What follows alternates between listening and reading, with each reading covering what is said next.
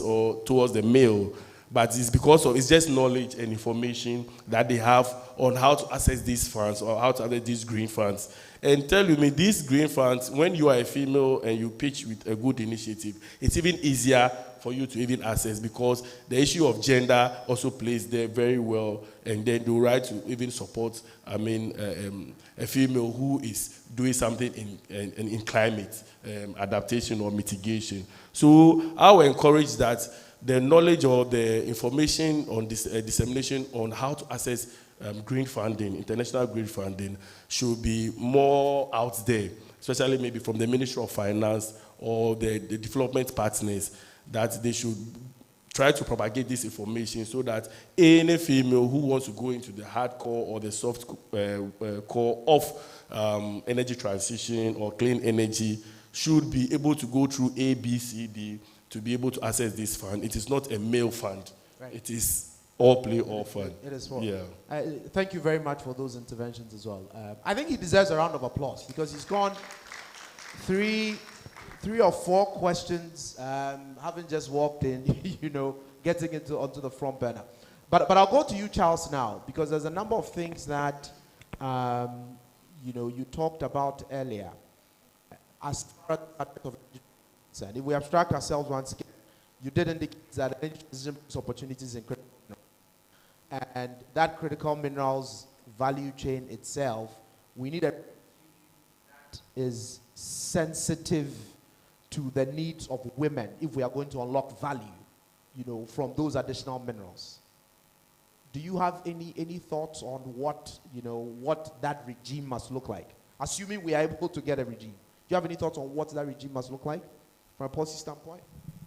I think we already, as I established, we already have a fiscal regime that manages the minerals sector, right? And by extension, that is really going to be also if critical minerals set in. I think the point really would be the regulations around the utilization of the funds, where in various areas we do not have specific laws on how funds are to be managed. And as I mentioned, that even at the local level, managing or utilization of such funds is not so gender sensitive, right? So it is broad-based, and it is highly, the fact that we are doing this development project, so it fits both the needs of men and women, so everybody is covered.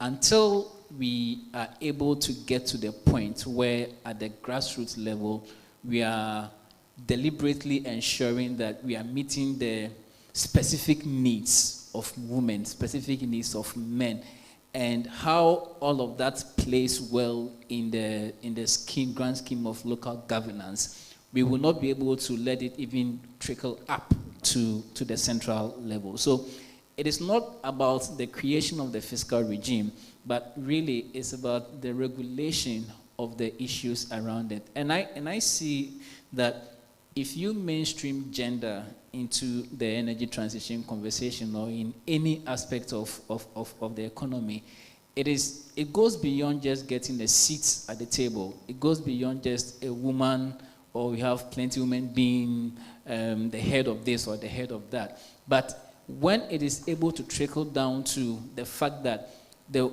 woman elsewhere who is not in governance is able to benefit from the policies that are made at the top, that is where we begin to see that, yes, indeed, we are mainstreaming gender. So how does the woman over there who perhaps is in an area that is not electrified but is now able to get access to electricity, how is she even going to pay for the electricity? So issues that cover around tariff regimes, issues that border around the technology and the design and how it can be very cheap for those people to access are things that needs to be undertaken. And